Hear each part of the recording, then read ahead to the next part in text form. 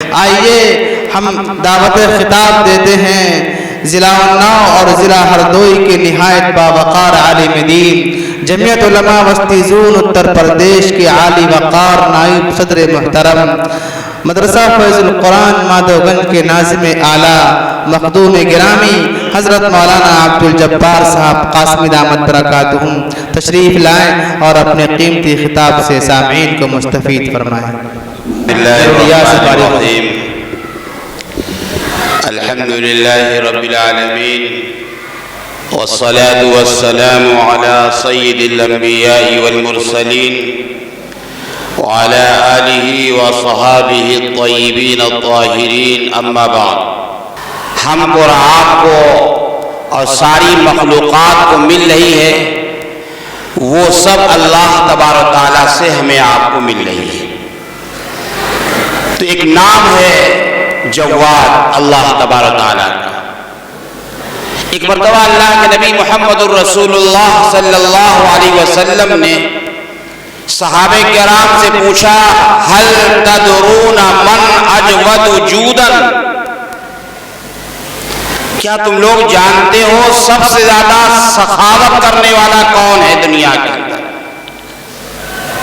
کیا تم لوگ جانتے ہو سب سے زیادہ سخاوت کرنے والا دنیا کے اندر کون ہے؟ صحابہ کرام نے عرض کیا اللہ ورسولہ اعلم، اللہ اور اس کے رسول زیادہ جاننے والے ہیں۔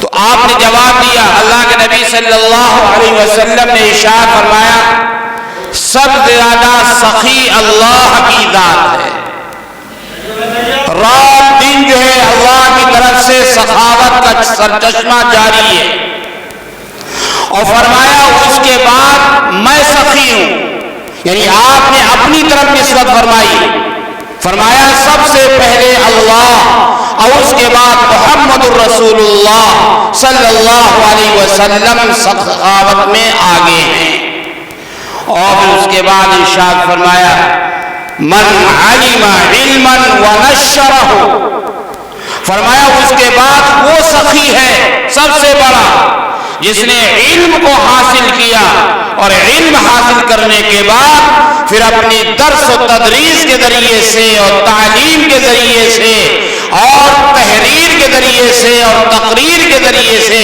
جس نے علم الہی کو شائع کیا اور اس کی اشاعت کی اور اس کو پھیلایا۔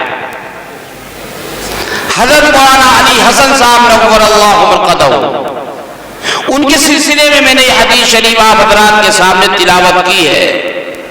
کب انہوں نے مدرسہ قائم کیا اور وہ اس دنیا سے چلے گئے، لیکن یہ علم انہوں نے حاصل کیا اور پھر علم پھیلنے کے وہ ذریعہ بنے، اور علم شائع ہو اور قیامت تک علم کی اشاعت ہوتی رہے، اس کے لیے مدرسہ مفتاح العلوم کو قائم فرمایا۔ اور مدرسہ مفتاح العلوم میں جو طلبہ پڑھنے والے اس زمانے میں طلبہ تھے، اب جو مدرسے کی چہار دیواری کے اندر علم حاصل کر رہے ہیں وہ طلبہ ہیں، لیکن یہی آگے چل کر حضرت مولانا محمد نسیم صاحب ندوی بننے والے ہیں، یہی آگے چل کر حضرت مولانا مفتی جنید صاحب بننے والے ہیں، یہی آگے چل کر حافظ فرقان صاحب بننے والے ہیں، یہی آگے چل کر مولانا سفیان صاحب بننے والے ہیں، یہی آگے چل کر مولانا محمد مبین صاحب بننے والے ہیں۔ یہ علم کی اشاعت کا ایک ذریعہ جو انہوں نے قائم کیا، اور انشاءاللہ یہ قیامت تک جاری رہے گا۔ اللہ کے نبی محمد الرسول اللہ صلی اللہ علیہ وسلم نے کیا ارشاد فرمایا؟ یہ تنہا مولانا علی حسن صاحب نہیں ہیں جس نے علم حاصل کیا اور اس کو پھیلایا، وہ ایک امت کا امام بن کر اٹھے گا، امت کا امام بن کر اٹھے گا، تنہا نہیں اٹھے گا بلکہ اس کے ساتھ ہزاروں شاگرد ہوں گے، ہزاروں علماء ہوں گے، ہزاروں حفاظ ہوں گے جنہوں نے اس مدرسے سے حفظ کیا ہے، اور قیامت تک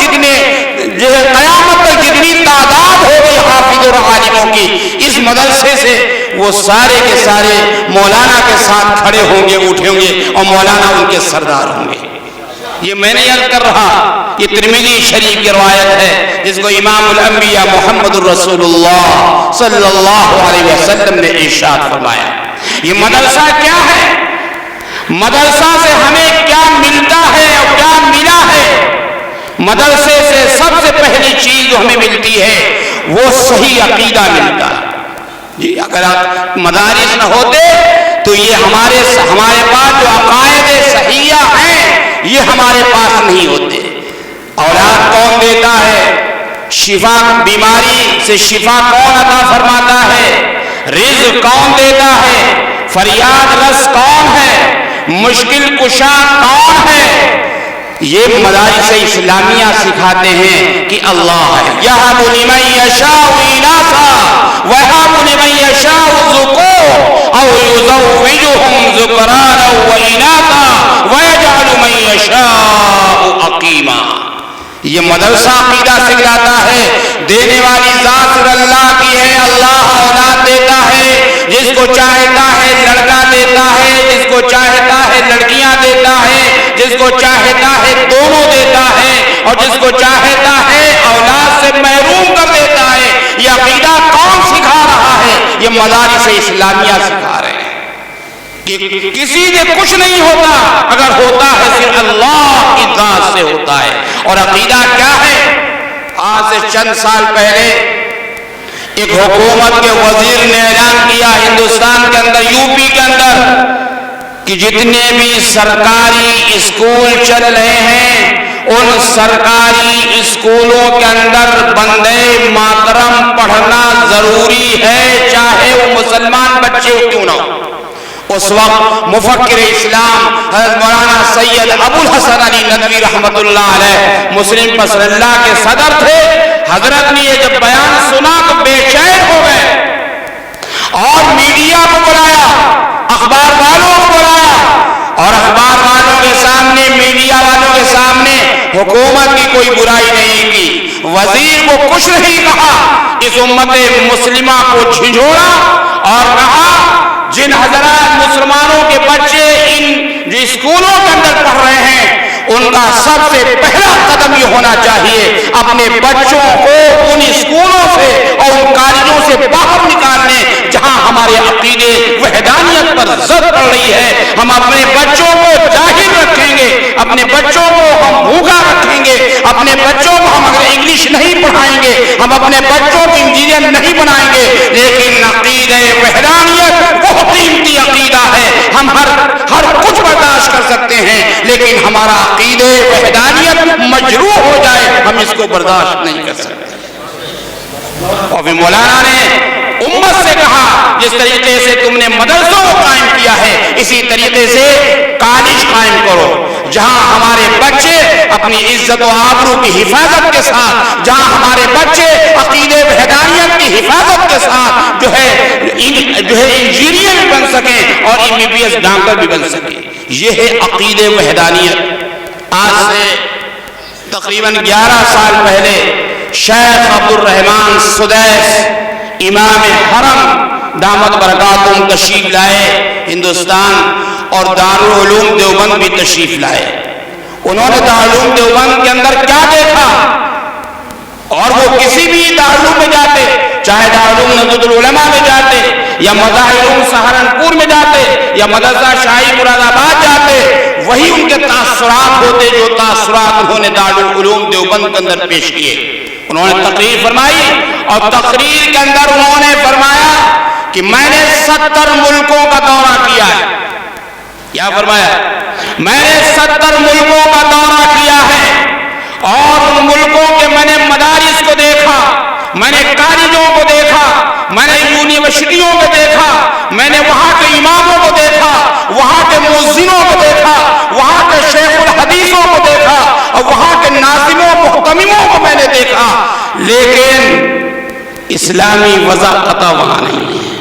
میں نے شیخ الحدیثوں کو دیکھا ہے کہ وہ کوٹ پینٹ کے اندر بخاری شریف پڑھا رہے ہیں، میں نے اماموں کو دیکھا بغیر داڑھی کے نماز پڑھا رہے ہیں، میں نے مؤذنوں کو دیکھا بغیر داڑھی کے اذان کہہ رہے ہیں، میں نے وہاں کے ذمہ داروں کو دیکھا ان کے پاس وضاحت اسلامی نہیں ہے، لیکن میں نے دارالعلوم دیوبند اندر جب میں نے قدم رکھا تو یہاں کے اساتذہ کو، یہاں کے طلبا کو، بلکہ یہاں کے جھاڑو لگانے والوں کو، یہاں کے ہوم گارڈوں کو اور یہاں کے چوکیداروں کو میں نے باقاعدہ داڑھی والا، وضع قطع کے اعتبار سے سنتوں پر عمل کرنے والا میں نے یہاں دیکھا، اور یہ دارالعلوم دیوبند کا مدرسے کا فیض ہے۔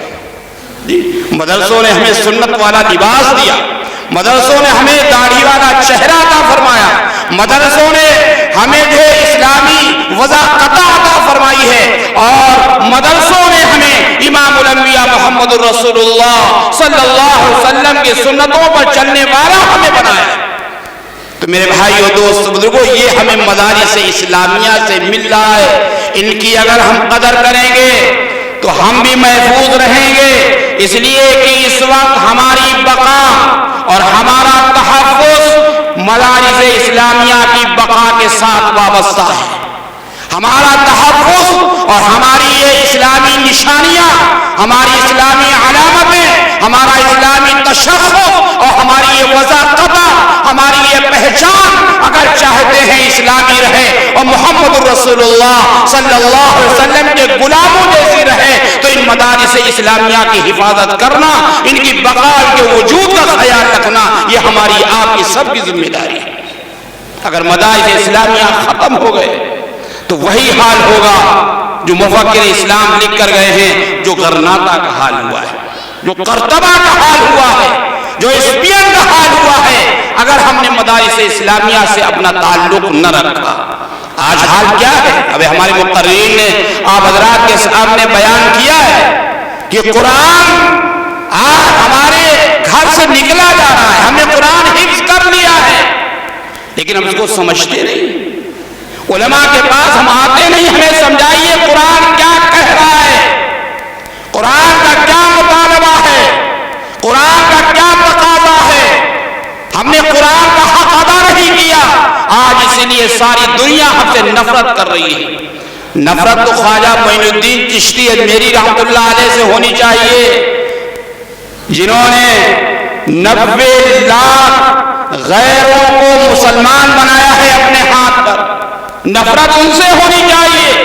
نفرت تو ہم سے ہے کہ آج ہم خود مسلمان نہیں ہیں، ہمارے ہاتھ پر کوئی اسلام نہیں قبول کر رہا ہے، کوئی مسلمان نہیں ہو رہا، اس کے باوجود آج دنیا ہم سے نفرت کر رہی ہے۔ ہمارے جو ہے دوست جو ہیں وہ غیر ہو گئے، گانے بگانے ہو گئے اور اپنے پرائے ہو گئے۔ آج چاروں طرف ہم کو نفرت کی نگاہوں سے دیکھا جا رہا ہے۔ کیوں؟ اس لیے کہ ہم نے قرآن کا حق نہیں ادا کیا، ہم نے قرآن کو نہیں سمجھا ہے۔ پڑھ لیا خالی، بے شک پڑھ لینا اور یاد کر لینا یہ بہت بڑا ثواب رکھتا ہے، لیکن یہ سمجھے گا کون؟ جی یہ کون سمجھے گا؟ ہمیں سمجھنا چاہیے کہ قرآن کیا مطالبہ کر رہا ہے، قرآن کیا تقاضا کر رہا ہے، اور قرآن پر ہم کتنا عمل کر رہے ہیں، قرآن ہماری زندگی میں کتنا ہے۔ کتنا مجمع بیٹھا ہوا ہے، کتنے لوگ ہیں صبح جب فجر کی نماز پڑھ کے اپنے گھر جاتے ہیں اور گھر پہنچتے ہیں تو گھر میں ہماری بہو بھی ہے، ہمارے لڑکے بھی ہیں، ہماری بیوی بھی ہے، ہماری بچیاں بھی ہیں۔ کتنے لوگوں کے ہاتھ میں قرآن ہم موجود پاتے ہیں جو فجر کی نماز کے بعد قرآن پڑھ رہے ہوں؟ کتنے لوگ ہیں؟ کتنے گھروں میں روزانہ قرآن پاک کی تلاوت فجر کی نماز کے بعد ہو رہی ہے؟ اور گھر میں کتنے افراد ہیں، ہر فرد کے ہاتھ میں چاہے مرد ہو یا عورت ہو، اس کے ہاتھ میں قرآن ہے کہ نہیں، تلاوت ہو رہی کہ نہیں ہو رہی؟ اندازہ لگائیں کہ ہم قرآن پاک سے کتنا دور ہو چکے ہیں، قرآن سے کتنا دور ہم بھاگ رہے ہیں۔ قرآن کی تلاوت بھی کرنا ہے اور قرآن کو سمجھنا بھی ہے، قرآن ہم سے کیا مطالبہ کر رہا ہے اور کیا تقاضا کر رہا ہے۔ آج ہم نے قرآن کو سمجھ کر پڑھنا چھوڑ دیا ہے کہ قرآن کیا کہہ رہا ہے، نہیں سمجھ رہے۔ یہ علماء کرام کے پاس جائیں، ان کی خدمت میں جائیں اور ان سے سمجھیں۔ اگر وہ ابھی حکومت کی طرف سے یہ اعلان ہو جائے، حکومت کی طرف سے یہ اعلان ہو جائے کہ آج جو آدمی انگریزی پڑھ دے گا اس کو 10,000 روپیہ سرکار کی طرف سے ملیں گے، جی 10,000 سرکار کی طرف سے ملیں گے۔ ہر بوڑھا آدمی ماسٹر کو تلاش کرنا شروع کر دے گا، ہر بوڑھا آدمی ماسٹر کو تلاش کرنا شروع کر دے گا۔ لیکن آج ہم کہتے ہیں بھائی قرآن شریف کیسے پڑھیں، ہماری 40 سال کی عمر ہو گئی، 45 سال کی عمر ہو گئی، جی انگریزی پڑھ سکتے ہیں اگر اعلان ہو جائے حکومت کی طرف سے، لیکن قرآن شریف کیوں نہیں پڑھ سکتے؟ اللہ تبارک تعالیٰ جو ہے مؤاخذہ کرے گا، گرفت کرے گا۔ اللہ کے نبی محمد رسول اللہ صلی اللہ علیہ وسلم اللہ تبارک تعالیٰ سے فرمائیں گے اے اللہ یہ امت ہے جس نے قرآن پاک کو چھوڑ رکھا تھا، ہماری آپ کی سب کی ذمہ داری ہے قرآن کو پڑھیں، قرآن کی دولت کو حاصل کریں، قرآن کی نعمت کو حاصل کریں اور صحیح طریقے سے پڑھیں۔ آج ہمارا مزاج بنا ہوا ہے، ہم کیا پڑھ رہے ہیں پتہ نہیں، ہمارے بچے گھروں میں جا رہے ہیں آدھا گھنٹہ 1 گھنٹہ کے لیے پڑھ رہے ہیں، انگریزی تو ہم پڑھ رہے ہیں 6 گھنٹے جا کے، لیکن قرآن شریف آدھے گھنٹے 1 گھنٹے میں کیسے پڑھ جائیں گے؟ حضرت محی السنہ حضرت مولانا شاہ ابرار الحق صاحب رحمۃ اللہ علیہ کا یہ اصول تھا، جب مرید کیا کرتے تھے تو حضرت جو ہے چند الفاظ کہلاتے تھے جو اور لوگ بھی کہلاتے ہیں کہ بھائی نماز پڑھیں گے، روزہ رکھیں گے، زکوٰۃ دیں گے، جھوٹ نہیں بولیں گے، بری بات نہیں کریں گے اور جو سارے گناہوں کو چھوڑ دیں گے۔ اس کے ساتھ ساتھ حضرت والا ایک بات اور کہلواتے تھے، وعدہ کراتے تھے، وعدہ لیتے تھے کہ کسی اچھے قاری اور حافظ کی خدمت میں جا کر اپنا قرآن شریف ضرور صحیح کریں گے۔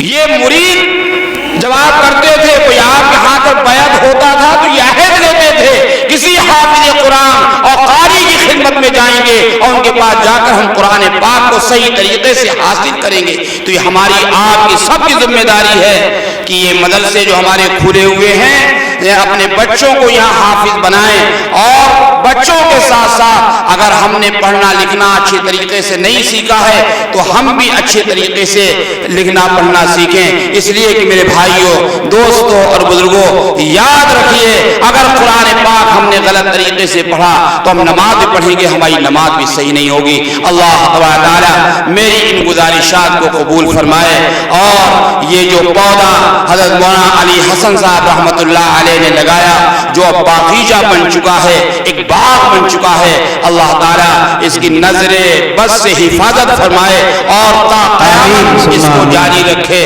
بھائی جو پہلے مقرر آتا ہے اس کی ذمہ داری ہوتی ہے کہ بعد میں آنے والے اپنے اکابر کا خیال رکھے، اس لیے میں اپنی بات کو ختم کر رہا ہوں۔ میرے بعد حضرت مولانا نسیم صاحب ہیں، حضرت مولانا کفیل اشرف صاحب ہیں، آپ حضرات سن کے جائیں گے، انشاءاللہ دعا کر کے جائیں گے۔ ہو سکتا ہے ہم میں سے کسی کو استنجا کی ضرورت پڑے اور ہم لوگ ابھی جائیں گے تو یہ آپ نے سمجھے کہ مولوی صاحب تو چلے گئے، ہم کو بیٹھا گئے۔ وآخر دعوانا الحمدللہ رب العالمین۔